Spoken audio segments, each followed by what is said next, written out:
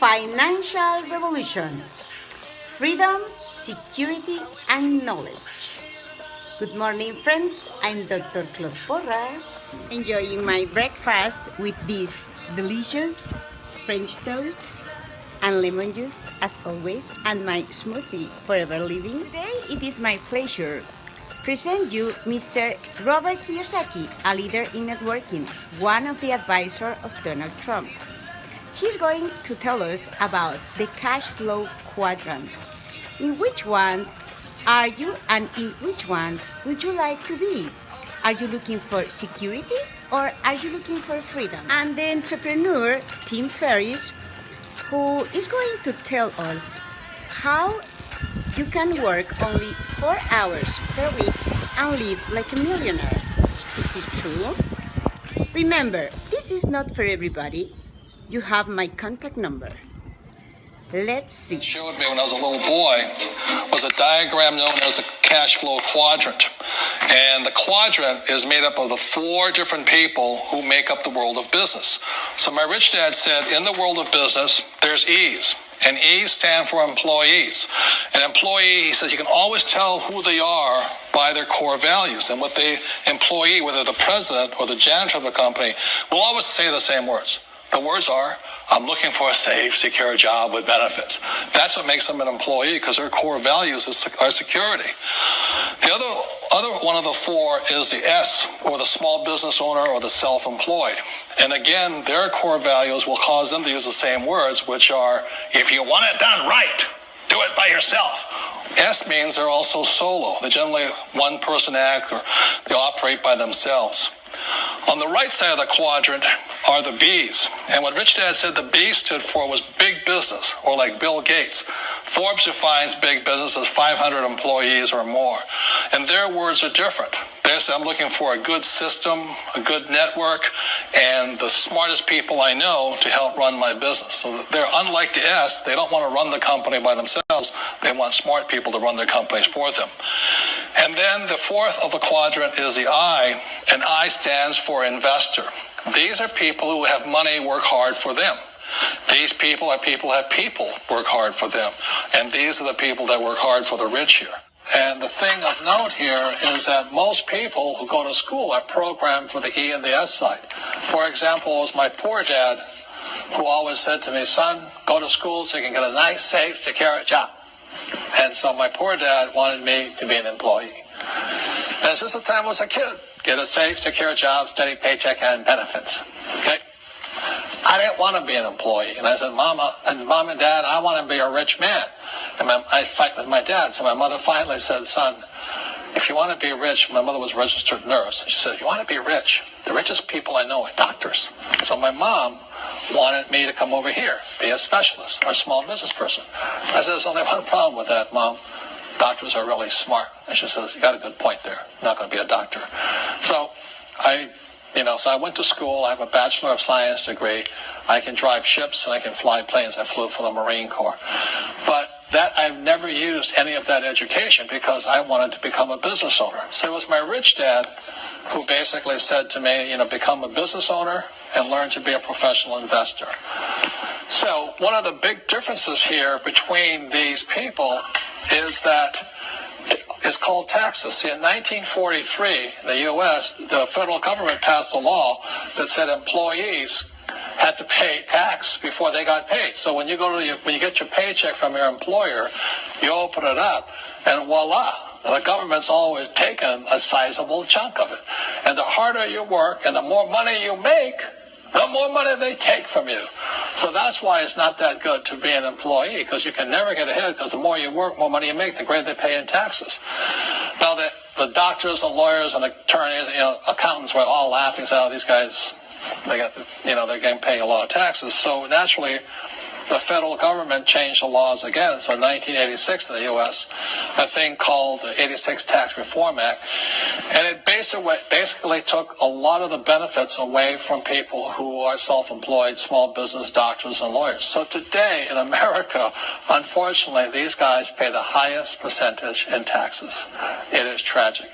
And a lot of people think they're investors, but what they're really doing is they're just giving their money to people like mutual funds, companies, and all that. So they're investing, but they're not really investors.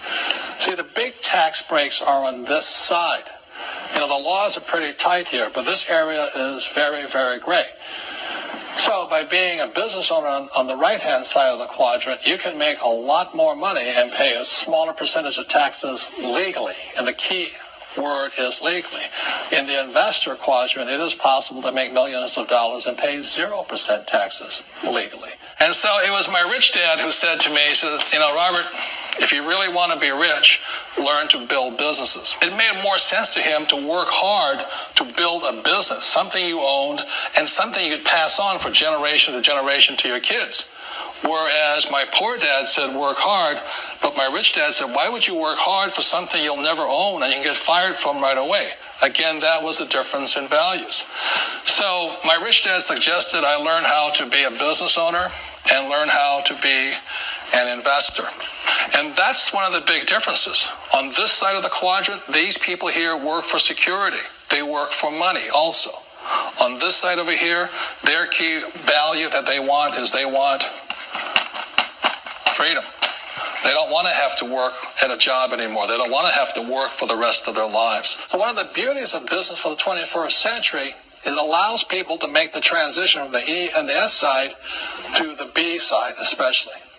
And so you can become a big business owner. And the difference between S and a B, small business and big business, is most of these guys can't quit working. Most small business owners, if they stop working for more than a month, the business collapses. They don't really have a business. Most of these people own a job. So the beauty of business for the 21st century, it allows these people to make the transition to the B side so that you don't have to keep working hard for money, and the money can actually come in passively.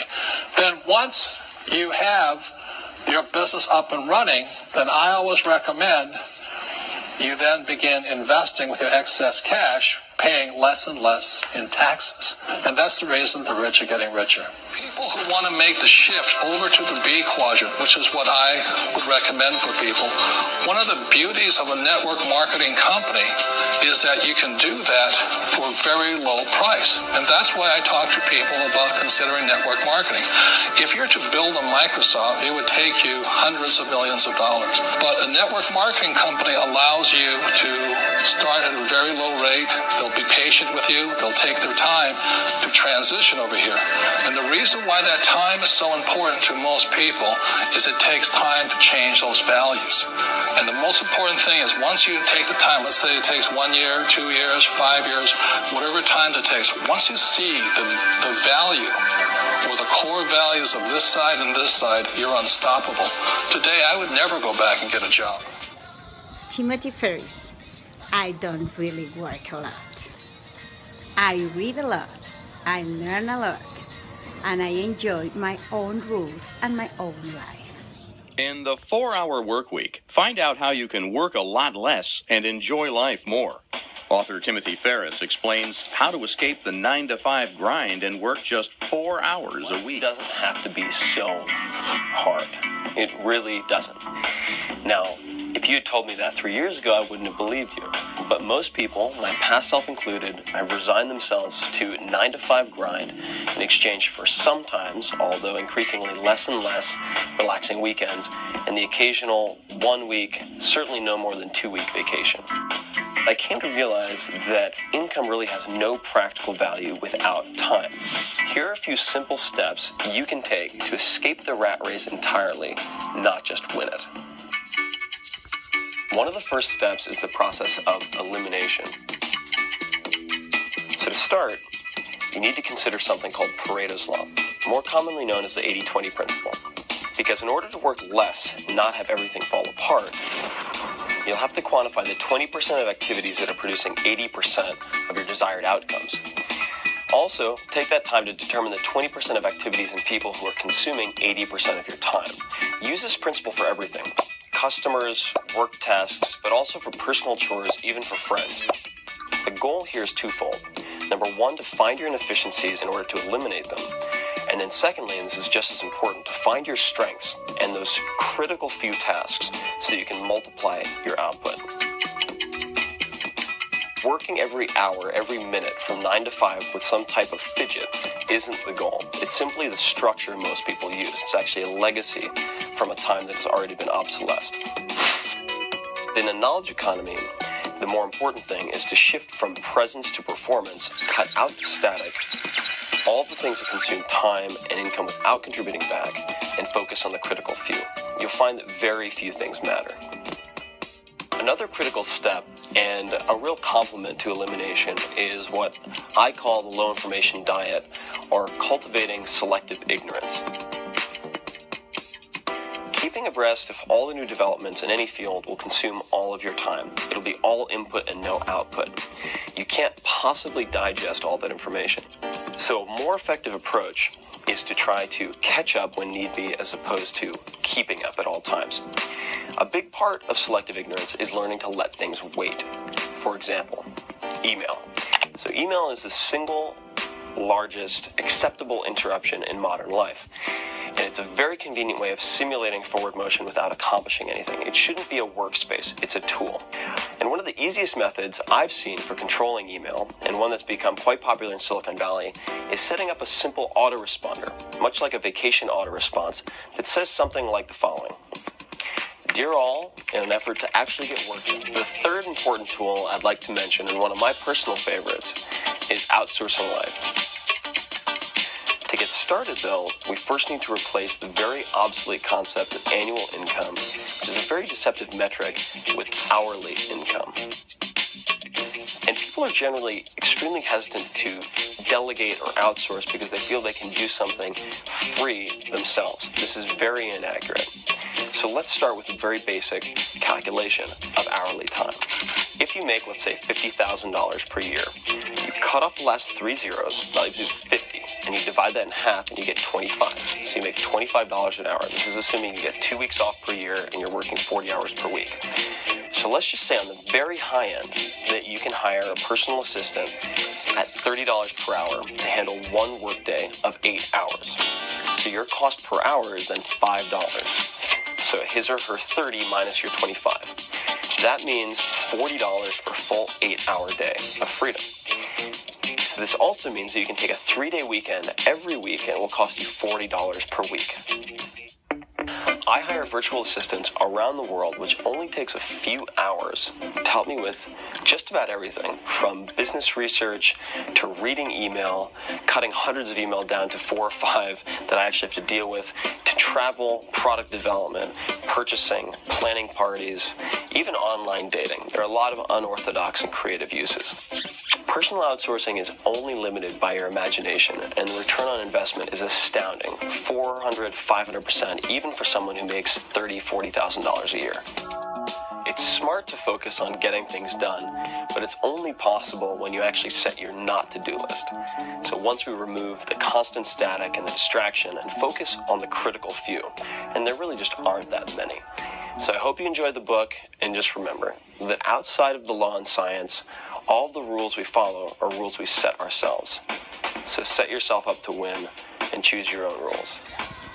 My friends, I have never been an employee, and I like to live very well, you know. And I like to study. I have a PhD in chemistry, so it is very difficult that someone can cheat on me. The more you learn, the more you earn. With a cup of one of my favorite smoothies, enjoy your freedom. Have a lovely weekend. See you soon.